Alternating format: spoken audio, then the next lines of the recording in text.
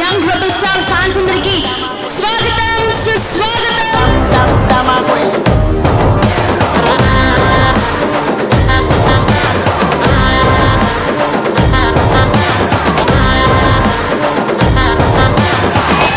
Telugu film industry ఊపిరి పీల్చుకో, TFI కా boss ఆ గయా. 3, 2, 1 here we go.